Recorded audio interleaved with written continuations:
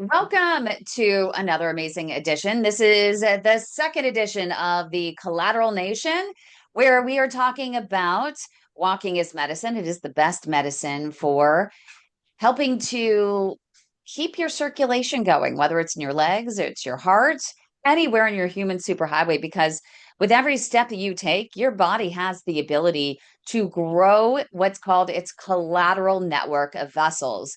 Many doctors call them your little natural bypasses, or if it's in your heart, they call them your little lifesavers. Your body does have the ability to dilate this little network of vessels when you do have a blockage in your main artery, and they can literally grow like tree roots around the blockages. Pretty exciting, huh? Well, someone who has mastered that with blockages all throughout his legs, and doctors telling him that nothing can be done to open up his arteries, but yet he's 82 years old and he's competing at a world level in a triathlon. I mean, amazing. It's Dr. Kevin Morgan. PhD. He's a pathologist. He's also a survivor of an aortic aneurysm. He was able to diagnose himself and catch it soonest so that he could get that stented. And then on top of that, he ended up with peripheral artery disease, all because of a genetic issue with cholesterol. But he's been able to manage everything through exercise, and he's written multiple books about it. And my favorite book is How to Fight the Crippling Pain of Peripheral Artery Disease. It's this step-by-step guide that helps patients get really motivated and get started to start building their collateral network of vessels and not settle for less than what they deserve, which is a better quality of life. You can take the bull by the horns. If you get this book, you can actually walk to live and live to walk another day on your own with peripheral artery disease. So, with that, I want to welcome Dr. Kevin Morgan. Thank you so much for being here. Also, people can go to inspirationalselfhelpbooks.com. You can subscribe to his channel at Fit Old Dog on YouTube. Subscribe to our channel as well. We love subscribers. It really helps us to get the word out, both with Kevin's content as well as our own content at the Global PAD Association. And our call sign is @ the way to my heart. So make sure you subscribe to our channels. Today, we are going to be focusing on those who do end up in advanced stage critical limb ischemia. It's the advanced stage of PAD, and they end up with an amputation. And for some people, it is just inevitable, and it does happen. And so, if it happens, though, you want to stop the revolving door of amputations. So, you've got to figure out ways to grow your collateral network of vessels and improve your circulation when you might have a few missing toes. You might have a missing calf, below your knee amputation. You might have an above your knee amputation, whatever it might be. But Kevin's been doing a lot of research on this, and he is going to be sharing some of his perspective today. But all of these exercises that he's going to be talking about are really good for everybody, especially if you're not out walking. When you're sitting, you could still be improving your circulation with some of the exercises that he's going to share today. And so I'm going to step off my soapbox and hand it over to you, Dr. Morgan. Thank you so much for being here. My pleasure, Kim. The reason I proposed exercises for amputees was because someone called in last week who had a mid-metacarpal amputation and they'd lost the other leg below the knee. So they had no toes. So the exercises I recommend using your toes for converting your feet into blood pumps, which works quite well. They don't have that option. And so I'm creating right now a training plan for exercise to build collaterals for with PAD, and I wanted to include people with amputation. That gentleman calling in really got my attention focused on the difficulty. I was pleased to find there are a lot of YouTube videos and there are quite a few books on exercise for amputees. Some of this has come out of the diabetes history of the country, others from veterans coming back from wars in Iraq, etc. And so there's a lot of focus on how the hell do you exercise if you don't have any feet or you've lost a leg. So if you go to YouTube, you'll find a lot of videos. One I saw today I really liked, I put on the PAD support site. It's really good, very well thought out by a PT, a woman PT. And so it's got me thinking. I went to the gym and I tried to do some workouts on one leg or imagining I had no toes. And the one that seemed to work fairly well was the incline treadmill. So that's a place to start. You might wonder, how can you get on a treadmill with an amputation? Well, there's actually a guy I've been wanting to talk to at the gym who's lost one leg below the knee. He's about 70 odd years old, very quiet. And every time I try to talk to him, he disappears. I get off my machine and he's gone. But I want to talk to him if I can and get some direct input. But this program here is very, very helpful to me if people with amputations have been struggling with growing collaterals, which they must do, because they will trim your legs back to your hips if you don't have collaterals. And also, if you build collaterals in the rest of your body, they grow in your heart, as Kim mentioned. So basically, I would go, rather than going to books, I go to YouTube first. I will go through a number of books and see if I can find one I like. One I bought was all writing with little or no images. You need images to understand what you're supposed to be doing. And so that's why I thought that was a good topic for this week. One other comment, you were talking about doctors. Uh, a woman came on your page, on the support page, that's my dog, is bored, a couple of days ago, saying that she had diabetes, a number of problems, but also lots of pain with PAD in her feet, had difficulty getting out of bed. And basically, her doctor told her to suck it up until she was ready for surgery when things were bad enough. That actually pissed me off. I was not pleased with that advice from the doctor. The doctor's letting her down. She wondered if there's anything she could do to take charge of her life. There is a great deal she can do to take charge of her life. She can come to meetings like this. She can go to Kim's site on Facebook, talk to other people with PAD, which wasn't suggested by the physician. Again, I'm not blaming the physician. They're trapped in the trap described previously of being under pressure. So I sent her a link to my PAD 100 exercise, which is quite good. It works quite well. And guy Mike Holmes said he really liked it and it made things easier when he got out of bed. So I need more people to test it. It needs testing under different circumstances, but you do need to have your toes to do it. So I sent her the link to that video and she was delighted because now she had something she could do. She could take charge of her life. And the emotional and mental challenges are the biggest part of this whole thing. Okay, it's a physical problem, but it's very easy to give up. So I was kind of pleased about that response. So basically, if you have an amputation, you can always write to me and ask questions. I'll tell you what I think. My background in medicine is a veterinarian.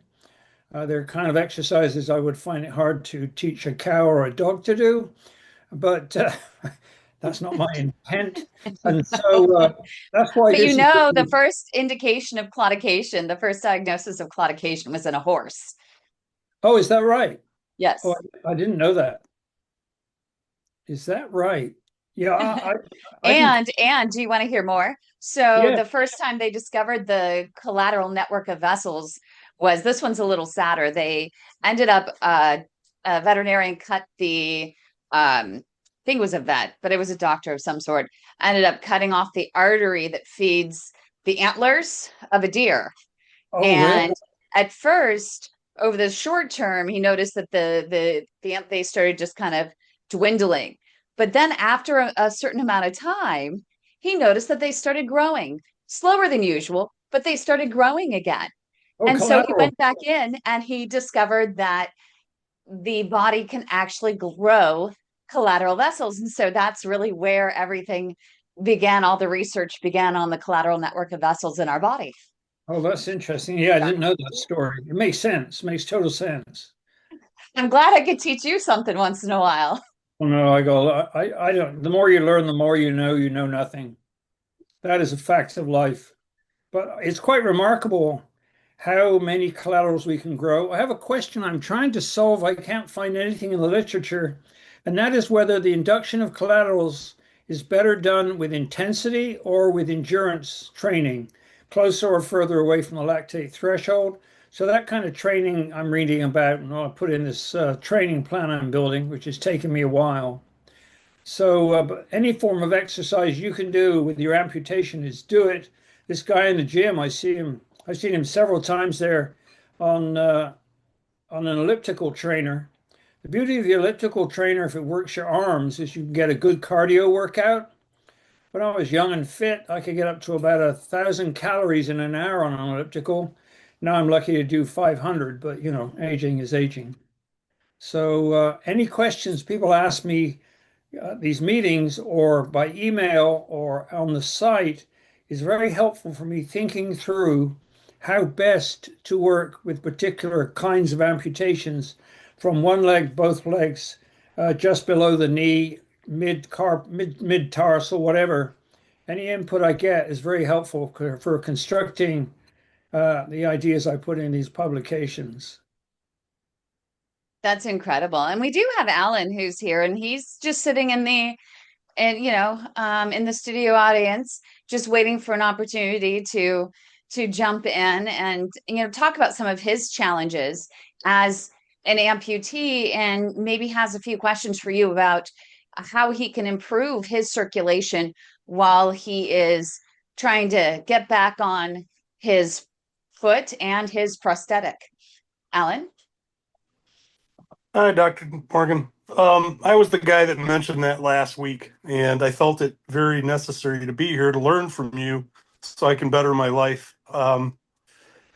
Interesting point. You mentioned the treadmill on an incline. I went and took my dog for a walk yesterday and had to stop every about eighth of a mile.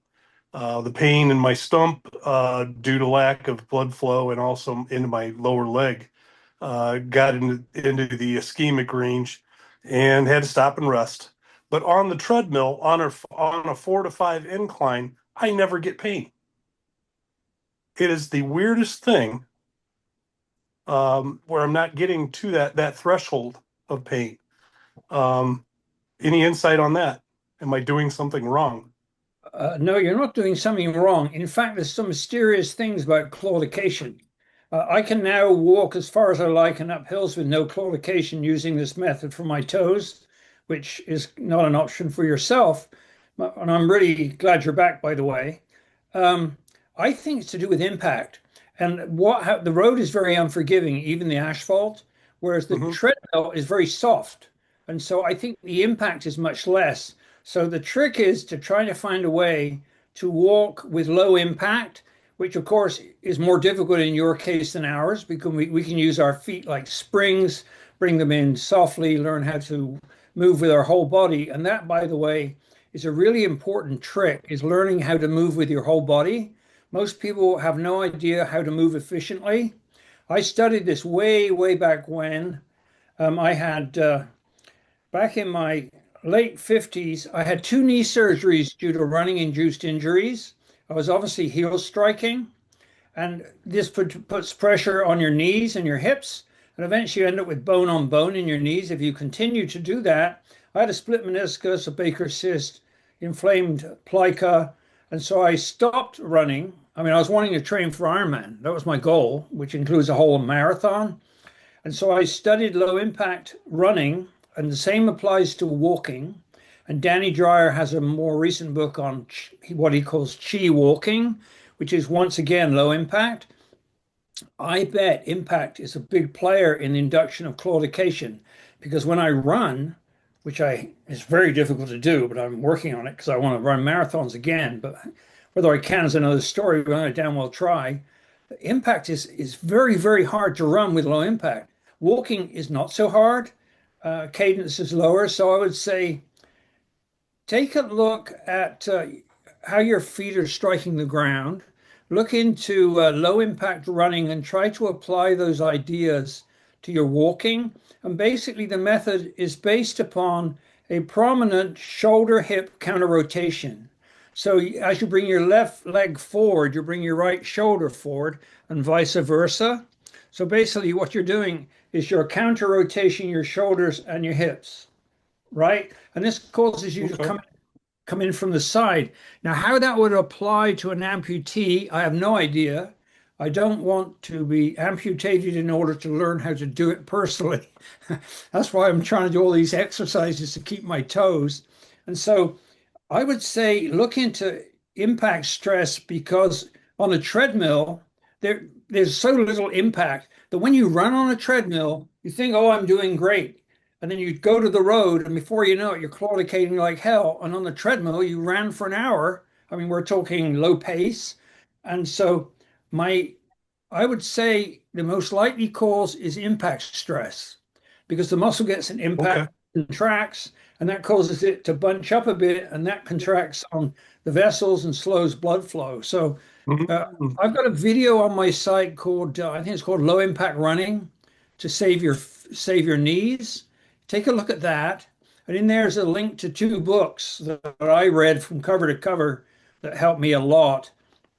One is Jack Hagee's book, How to Run with the Whole Body, and the use of Feldenkrais. It's a Feldenkrais-based method, and Feldenkrais is brilliant. I mean, I studied it for about 5 years. It helped me a lot with my training, and there are a lot of videos on YouTube that you can get for free, or you find a Feldenkrais instructor, and that is designed for dealing with people struggling after like a car wreck.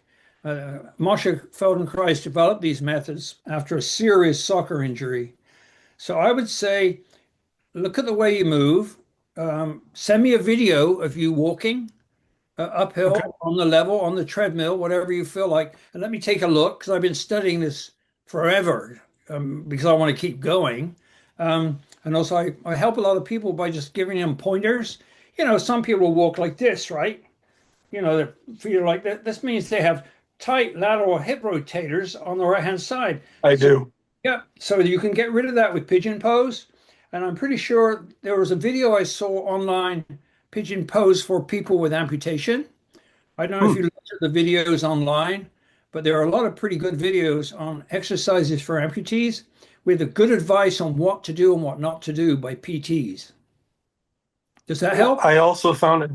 Yes, sir, it does. I would try. I would do a probably a exaggerated motion of that, but I can take that to my physical therapist, and that is a good suggestion. One suggestion that I found is that the foot that I use on my amputated leg is like a running blade, so it is very springy. It does take impact, and it has lateral motion. Um, I chose that one just so I could remain active instead of something like a power ankle or something like that.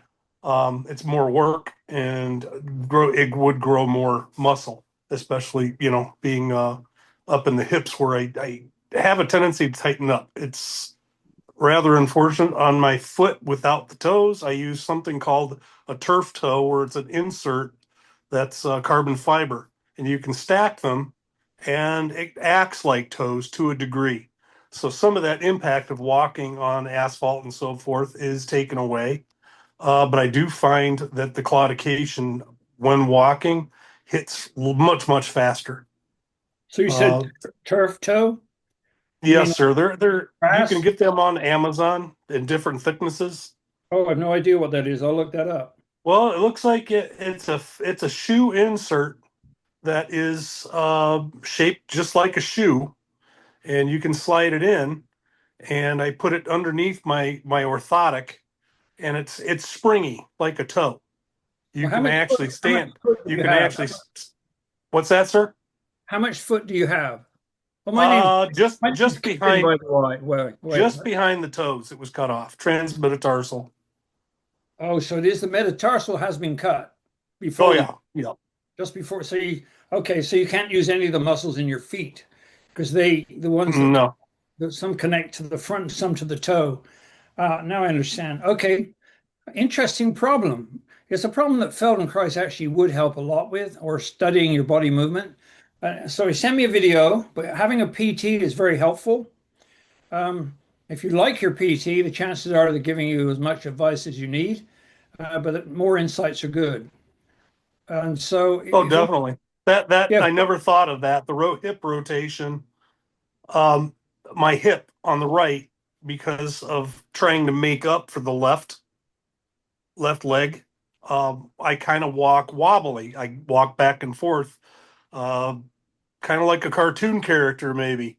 After about a quarter of a mile, and it really starts to hurt my adductor side, the back of the hip, and Yep. into the joint. And it gets to a point where it's not claudication, it's the way I'm walking. Yeah, I have that problem with my hips. So I use the because I got the problem with blood flow imbalance, especially in my right leg. My popliteal is 100% blocked, and my right foot Hmm. is running like Yeah, 99%. mine is also. I've grown collaterals there Yeah, and in it the can right be, leg.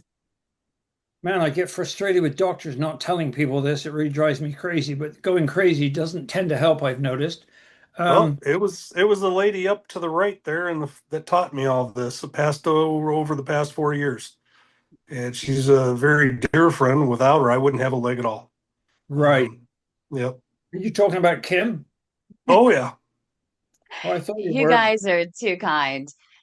I Well, just her problem. absolutely will do everything and anything in my power to help everyone try to walk to live another day and live to walk another day. I mean, Kim you Kim know, has we've been through so much. Kim has a problem.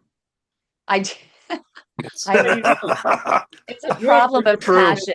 It's a you problem of have an passion. ASQ score of 9. I can't imagine what that's like. It must be horrible.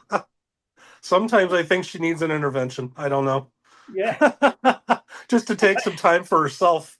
I love what you do. You really do. I hope you, yeah, what you do, you show pictures of your family, parents, and stuff like that. So you have a life. But boy, man, it's such a battle. I mean, I can just go off and do my writing and get back on my novel. But when I see these things where doctors give such bad advice, it started out with my aneurysm back in 2010. Here I am with a 6.9 centimeter aortic aneurysm doing Ironman races. And you Oh my know, the gosh. total amount of advice I got from physicians. Oh, by the way, the stent I had put in, which saved my life, put my blood pressure up to 220 over 120. Wow. Another battle I fought. I told my surgeon about it, and he goes, I'm not interested in blood pressure. Go see a cardiologist. I said, well, you caused it, but he wasn't even remotely interested. And the only advice I got on training with a AAA stent was, I'd be careful if I were you. I went online and I found a publication on PubMed where 5 men, I think they were all men, had AAA stent grafts, much like mine. 2 died as a result of what they did. I think one did really intense rowing on a rowing machine, and your knees come up close to your chest. You've got to Hmm. avoid hip flexion. You've got to keep those. I never bring my hip flexion below above 90. I never bring it way back here, my knees, and so my knees up to my chest. That was number one. One died because of having a Heimlich maneuver. It crushed the stent. This is in the published literature. I found this, and none of this was mentioned to me by my physicians who are vascular surgeons. And I think it's because all these physicians, and I understand why. I was one once as a vet. You live in a kind of a fortress of your own knowledge, and you don't have time to do research, and everyone's leaning on you, and you're in a hurry, and you have to deal with the business stuff and all that kind of thing. I don't blame them at all. The problem is to solve these kinds of problems, you don't have to have a clinician attitude, you need to have a research attitude. And Yes. anybody who can survive as a clinician uh, has got it. I couldn't. 3 years I did it as a vet, drove me crazy. You have 2 minutes on everything. And I'm a researcher. My best piece of research I ever did took me 10 years. I had the wrong mentality. So reaching across that divide to clinicians and their pressures is tricky. I would say pretty well all but one of the cardiologists who met me couldn't get me out of their office quick enough. They couldn't stand me questioning their decisions and when they were wrong. It was except for one physician who was really good, a guy in Cleveland Clinic. But I understand why they're like this is because they're dealing with one case after another, and they're trying to save lives. They don't have time to think about, how to exercise your lateral hip rotators with a partial amputation. They don't have time to think about it, and they're the wrong people to think about it. And the people who can think about it, the insurance doesn't cover them. That's the problem. If you want to do Feldenkrais, insurance won't pay. Right. At the back of all this is the real need, and I tried to promote this within the pharmaceutical industry where I worked for 17 years. they need a Bell Labs approach to the problem of integrating surgery and pills with lifestyle. Now, lifestyle changes, like exercise for a diabetic, um, it gets it pretty well gets lip service and that's it. And then they'll hand you a pill or they'll ask you to have surgery. And really, there needs to be a fiscal solution that incorporates exercise, body movement training, dietary training needs to be built into this system. And all that stuff is on the outside when it comes to insurance. That's the problem. The question is, how do you bring it inside? And that is a Bell Labs. I don't know if you know about Bell Labs, but that's a Bell Labs level uh, intellectual problem. Absolutely no doubt about it. Mhm. And you somehow got to get researchers involved in the problem, but separated from commercial pressure, who come up with ideas to make this work and change the insurance industry so people like yourself could go along to a PT and you say, well, I'm interested in this Feldenkrais approach and maybe could realign my hips. And I want to go to a Feldenkrais practitioner, but the insurance doesn't cover it. What should I do? Well, if you don't have any money, what are you going to do? You can't do it. And yet it's much better for you than a pill or surgery. And so somehow the medical profession has turned into an illness injury, not a health industry. Hmm. So that's my rant Well, for today. I enjoyed I that. will I will definitely take this to my PT and get you a video of me walking Yeah, I like and see if there's any improvement. I'd like to be able to walk further. I just had an endarterectomy in my with a stent removal in my common femoral artery. That was a long surgery and some other interior work done. Another doctor that Kim found me, fantastic. I'm staying with them, and uh, I found that I have more claudication pain now than I did before the surgery in the lower leg.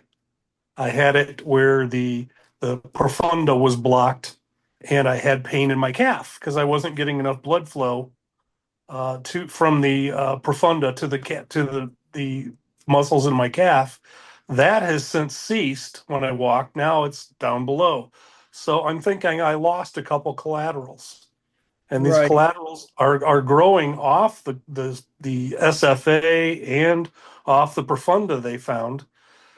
So something must have floated downstream and blocked. And I'm walking, except in the super hot weather because I'm also a heart patient with CHF. And I'm really trying, but there's got to make something to make it a little bit easier, whether it's a change in body movement, like you're suggesting, so I could go further. It's because right. I really don't want to lose this right leg, you No, know. absolutely. Yes. Can you use the pool? I have to find access to one. I've never really thought about it. Would I need a pool leg for that? Those are about $5,000 to $7,000 Oh, I didn't for a know there was. simple pool leg. Didn't know there was Um, such a thing. and I don't think it would be covered by insurance, even though I have great commercial insurance. Um, I don't know if that would be something covered and out of pocket. It would be kind of, I'm in transition from working, going to Social Security disability or trying to, and I just couldn't, right now, I couldn't do it. Well, I was thinking Um, you can use the pool for cardio if you use a pool boy. okay. You'd have to do the turn largely with your arms, but I do Okay. my because I've got severe PAD. It's hard to get my running fast enough to get my cardio up. So I do my cardio in the pool where I can hammer in the pool. My PAD doesn't affect my swim. I got a decent kick and everything. But if I want to really work it, I can my upper body. I use a pool boy. You know what that is? No, I've never heard the term. Oh, it's like a floaty. It's about this big long, and it goes between your legs and it causes your rear end to float. So Oh, you okay. just work your arms. And you can get a really, Okay. really hard workout without having to worry about your legs. And in your case, with your legs being asymmetrical, it would throw you off at the front anyway. And so you could actually get a really solid cardio workout by doing a freestyle with a pool boy. Or you can also Okay. do water running. I've got a video online about water running, and you can do that because most of that work is upper body. I mean, you use your legs, but you can use your legs any way you want, work mainly from your hips. So you can actually do quite a bit of work in a pool, but it has to be deep enough so you're not touching the bottom. Initially, you may need a float thing around your waist. I don't use that. But if you go to my video channel, there's a video on water running, which I use quite a bit. I still use it a lot. That idea I got from a 90-year-old runner in Canada who wrote a book, Running from 9 to 90. And he said Oh, once he got older, long runs, like 20-mile runs on the roads, would beat him up. So he'd maybe run the first 12 miles and then he would go to the pool and finish off with water running to get so he wouldn't have to have all the impact stress, but he could still train for cardio for the distance. So I use that. That's one of my tools. So this is a thing.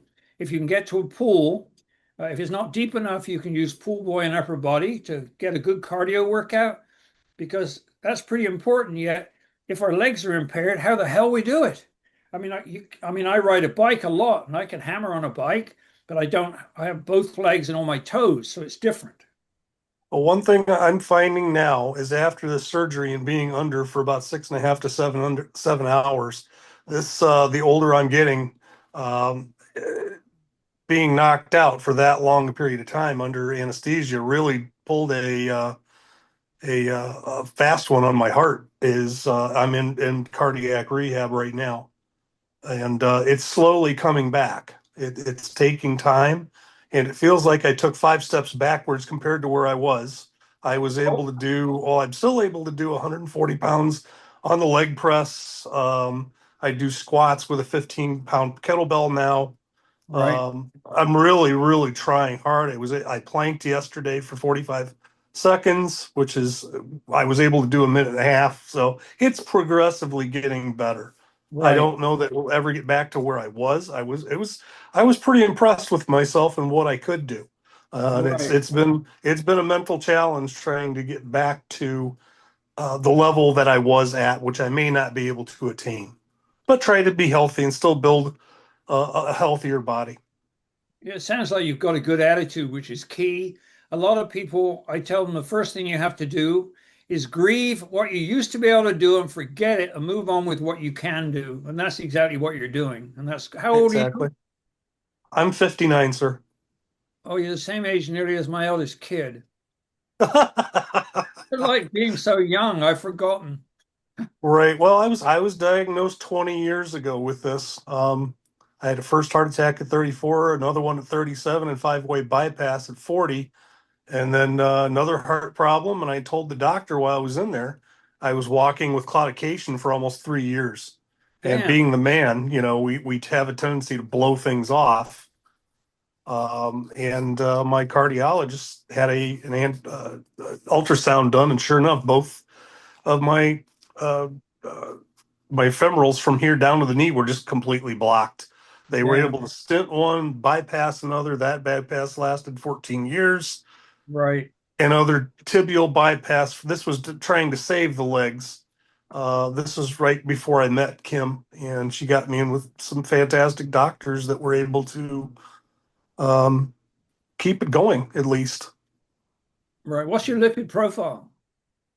My lipid profile, I haven't had it checked in a little while. They started me on it was high, I know that, but they had me on 80 milligrams of atorvastatin, and they got me on uh, oh shoot, it's an injectable now. I can't remember the name of it. So, and I can't keep forgetting to take the injectable the second week, so I got to start all over again. So, Well, and I even have it on a I had a terrible lipid profile and I fixed it with training. right. Statins are no good at all. Statins are very dangerous drugs. Yes, they are.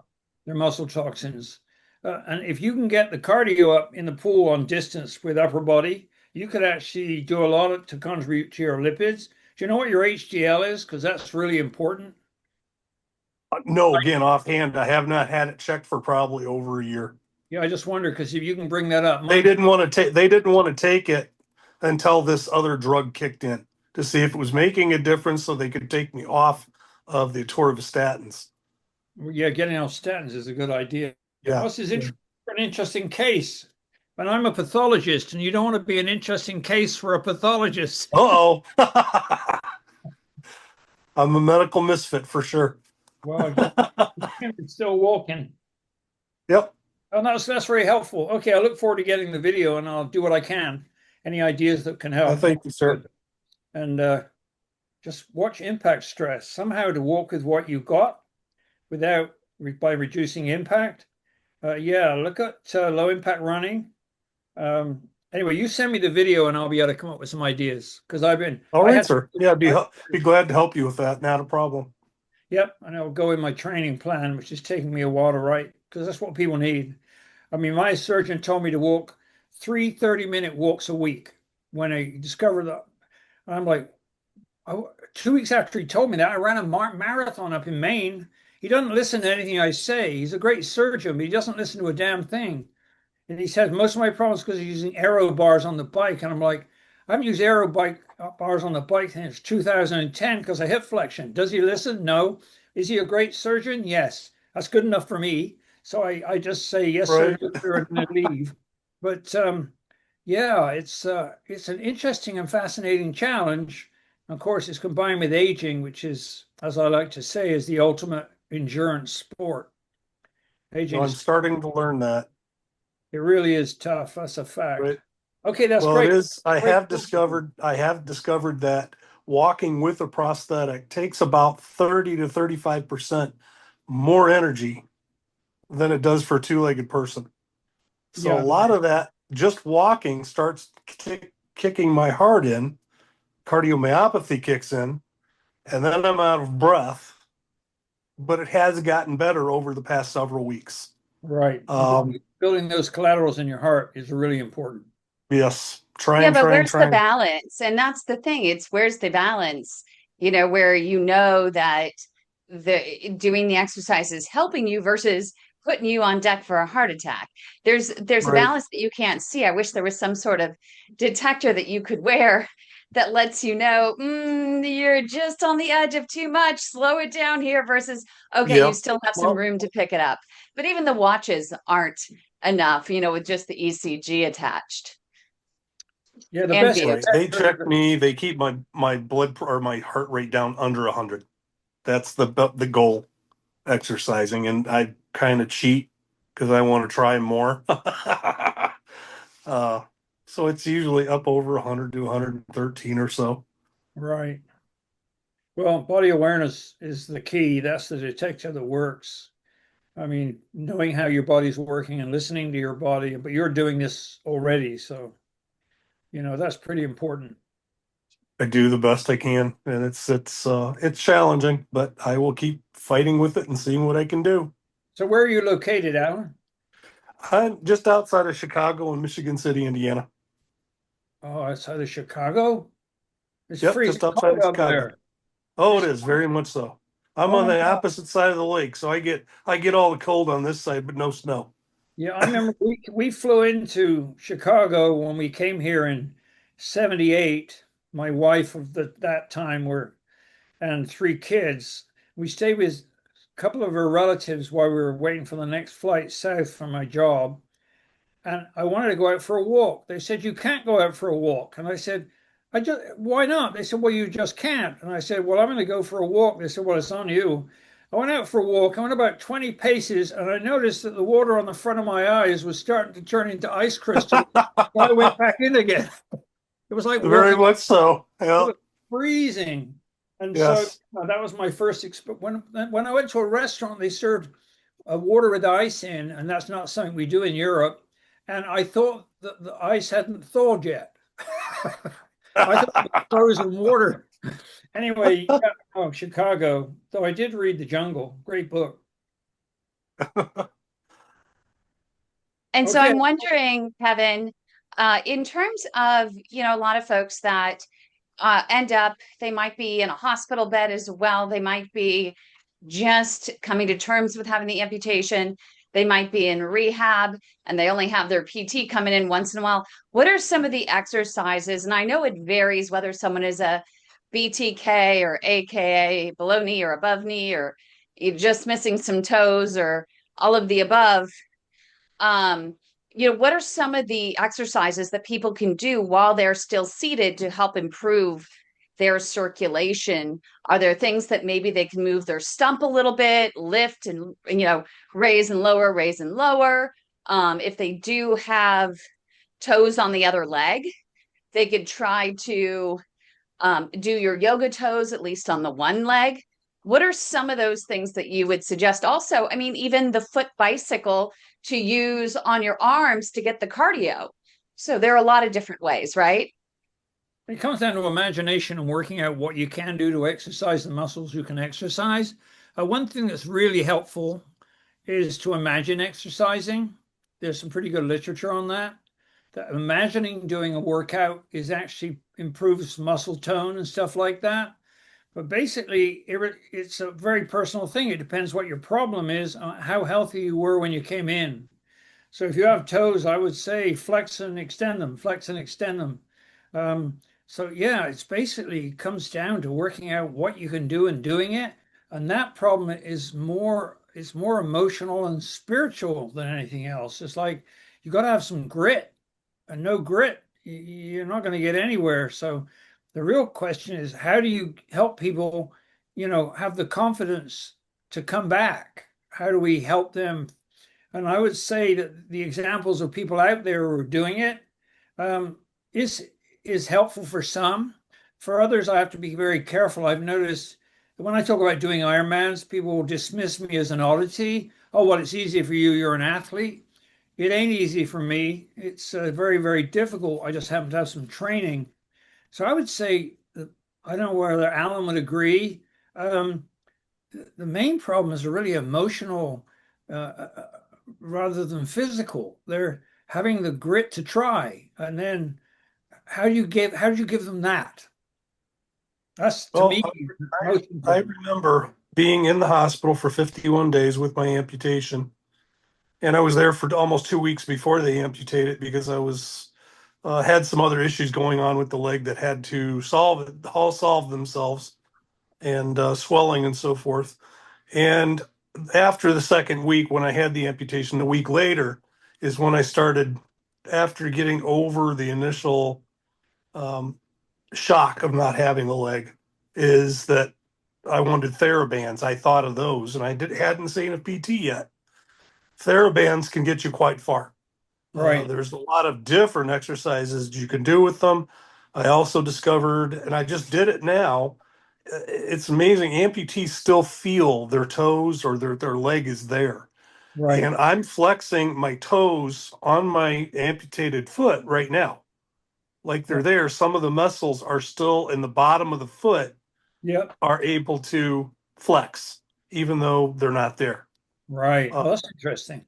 yeah, it's interesting as far as the things that I can do and what things I can't do. I know what they are now after 2.5 years. That Have you ever still, considered writing your story? Because when I had my aneurysm in 2010, I was 67, and here I am. I got an aortic aneurysm doing Ironman, and I wanted to get back to Ironman training, and I managed to do that. In 2011, I ran that same race, 3 hours slower, because the stent restricts blood flow. It's not compliant like a regular artery. Um, and I wrote my story about how I got back to Ironman with a AAA stent graft. I was hoping to talk to other people in that situation. 15 years later, I'm yet to meet one. I've yet to find anybody who's run full Ironman, completed a full Ironman with a AAA stent graft, which kind of surprised me actually. And then, so I wrote the story. I think I called it my surgery recovery guide or something. And within a few weeks, I got a letter from New Zealand, a guy who called himself Jim the Runner. He read my book, he wrote a review, and he said he went to his doctor, and the doctor said, well, now you've got an aneurysm. It turned out it's the same as mine. And you've got a stent graft in it. It was turned out to be the same as mine. And he said, I'm sorry, Jim, but it's not safe for you to run again. The guy read my book and he said, well, I'll be damned. Kevin's doing full Ironman with the same thing, and he got back to running. I explained in my book how to avoid displacing the stent graft, which is important. And he's back to running. And I got an almost identical story from a guy in Russia who wrote and thanked me so much for my book. And he was a runner and he was getting back into running again because of my book. So telling our stories in an accessible manner, be it a book or a video, is extremely helpful to people out there who are lying in a hospital bed and they're facing what we faced 20 years ago or whatever. So Hmm. it's one thing that Well, I you consider doing that. you mentioned it's something Kim has wanted me to do that. She's mentioned it. Is that you mentioned grit, and grit is just it's a state of mind that you have to say, okay, this is what I've got, and I'm going to move forward with it regardless. But I find a lot of amputees just they sit there bound to a wheelchair, feeling sorry for themselves the rest of their lives. It's really sad. I was going to the hospital, and this was after I had a bone infection in the amputated leg, and I had to have more chopped off, and I had to go for 40. Was it 45 days? I had to go in for intravenous drugs, and every day I hopped from my car all the way up using a walker. I didn't want a wheelchair. I didn't want anything because I'm trying to build myself back up. And there's this gentleman, much younger than I am, with just a amputation like mine, not the foot, in a wheelchair almost every other day. He was there for treatment for something also. And I looked at him and I said, "Brother, you're going to die if you stay in that chair." Absolutely. And he did not care. So you've He given did up. not care. It's very, very sad. Yeah. Um, but I don't know. I'm an oddity, maybe. I don't know. Um, I know a lot of younger people that can bounce back very quickly. When you get into your mid to late 50s, it gets a little bit harder. Um, but we'll get there. It's just perseverance and, like you said, grit. Yeah. That's a good word for it. Telling our story is very valuable.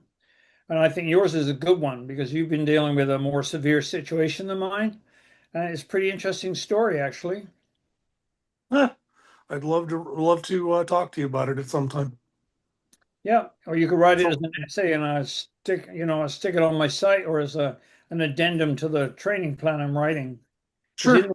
in my training plan, I'm hoping to make it for people from amputees to athletes, all kinds of people, people with Hmm. diabetes, because it's a That would very be very helpful. And the interesting thing is, I think people with some type of training program like that could cross things over themselves and try different ideas. right. So And I've that's what I'm looking for. I feel stuck. right. And you said moving the body, thinking about kinetics. I think that's interesting. I'm going to try that on Friday when I go again. Yeah, I studied Feldenkrais for 5 years. I went regularly for Feldenkrais lessons, Pilates for two, yoga for two. Um, Sometime I spent doing continuum, and then I moved on to gyrokinesis.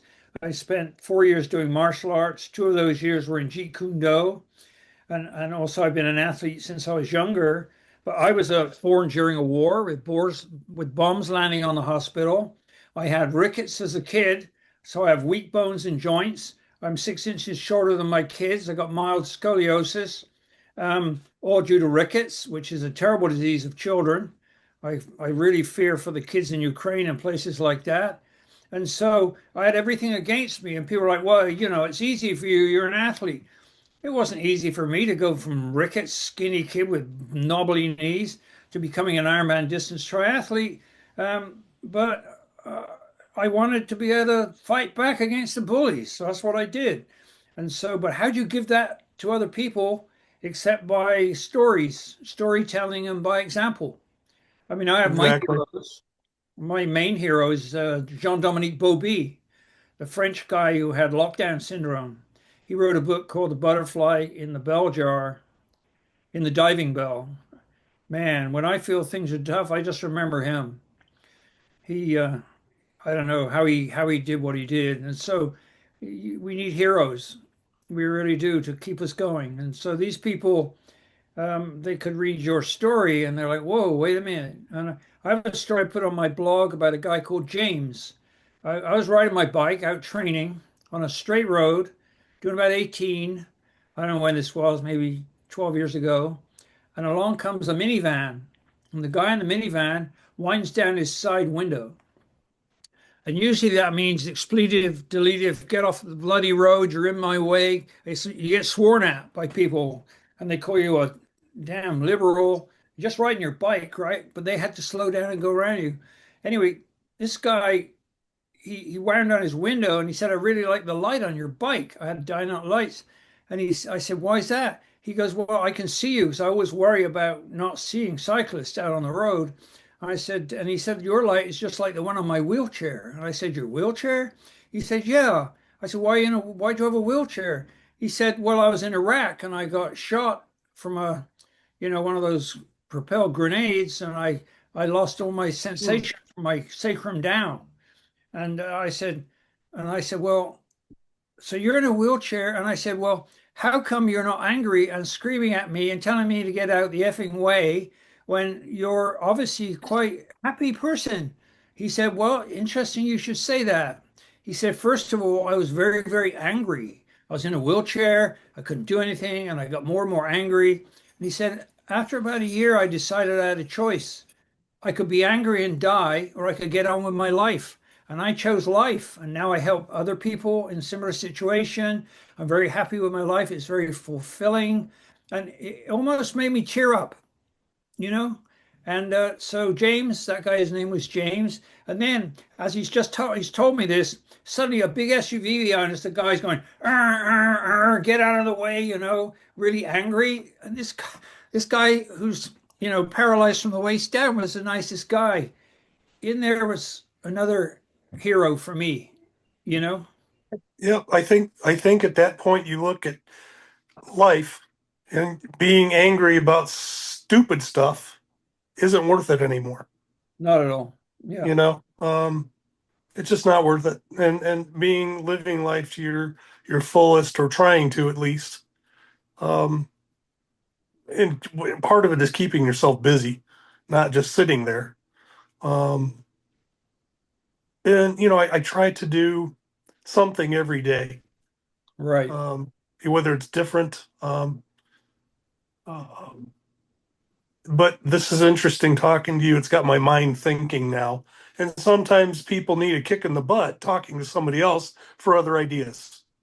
Yeah. I mean, some days And I try and run and I have it's that terrible pace and I get down, we're looking at Mike is pointing himself as one of those people. We met Mike, and he was so down on himself he's just a new PAD patient within the last year, and a couple of us have really kind of taken him under our wing, and we tell him, you're not going to lose your leg. You're rocking it. He's a rock star with PAD. He does everything he's supposed to do. And the chances of him, losing a leg are minuscule. Yeah, if we keep He's just doing fantastic. yeah, I think we can keep I don't see the power lines, Mike. I guess you're on a treadmill. Mike, No, no, there are the power lines. no. We see them. No, And and you Mike, know what? I'm gonna be running Ironmans alongside you, Kevin. Oh, you and live in Canada now, right? Sorry. You live in Canada, even though you sound English. Yes, yeah, I live in Canada. Right. I'm from Well, Manchester. he's a Canadian wannabe. He's trying really hard. Yeah. Well, telling these stories, it helps people. I know it does. When I had my aneurysm and felt that I went from Ironman scientist to aortic cripple. That's how I felt for a few days. And then I read Lance Armstrong's book. It's not about the bike. I'm not a great fan of Lance Armstrong for a number of reasons, but he's an incredible athlete. And his first wife carried him through that. And he got over a metastatic seminoma to his brain and went back to win the Tour de France 5 or 6 times. And I found that very inspiring. And it told me the importance of having a strong support group. And that's exactly what this group is. Mm-hmm. Exactly. Even though some of us had this for years and years and years, we still need an uplifting every now and then. Every now and Uh, then. Exactly. yes. Yep. So thank you, Kim. Thanks, Thank you Kim. guys so much. We really appreciate everyone being here. And of course, you can make sure to join us every single week. This is our new Collateral Nation podcast, and we are live here on YouTube at youtube.com/the @ the way to my heart. Make sure you subscribe to our channel. Also, subscribe to our friend Dr. Kevin Morgan's channel at Fit Old Dog. You don't want to miss all of his great content as well. And he has a great website, inspirationalselfhelpbooks.com. But of course, if you need help with your PAD exercise regimen, you can always call our Leg Saver hotline at 1-833-PAD legs. And we're more than happy to connect you with Dr. Kevin Morgan, all of his great resources, as well as our resources, where we are allowing you opportunities such as this to come on every single week and talk to experts like Dr. Kevin Morgan to talk about your walking regimen. As Kevin said throughout, and even Alan and Mike say, that we're not getting as much guidance that we need from our doctors. And it's not their fault. Sometimes they don't know what they don't know. And there's so much we're learning along the way to improve the prognosis of PAD just as a community. You can join our PAD support group at padsupportgroup.org. You can join our walking support group as well at walkingsupportgroup.com. Thanks everyone for joining us. We really appreciate you, and make sure to join us next week. And if you want to join our live studio audience and talk to Dr. Kevin Morgan yourself, you can email us at info at padhelp.org, and we will get you the live Zoom link so you can join us. Or else just join us on YouTube and you can go ahead. We have our amazing producer, Josh, who is manning the social media and making sure that all of your questions get to us so Dr. Kevin Morgan can answer them. But one more thing, if you haven't gotten Kevin's book yet, go to Amazon and pick up How to Fight the Crippling Pain of Peripheral Artery Disease. It's pretty incredible. And once you pick that up, bring your questions based on the book here to our weekly seminar. And I'm sure Dr. Morgan will be more than happy to answer your questions. And maybe, who's to say, you might be also participating in World Ironman triathlons and traveling the world doing so, even with PAD, with all of his tips and tricks. But remember, the advice and views offered are that of our team and Dr. Kevin Morgan. It's for educational, informational purposes only. Do not act on any information provided here without the explicit consent of your own healthcare provider that knows your situation.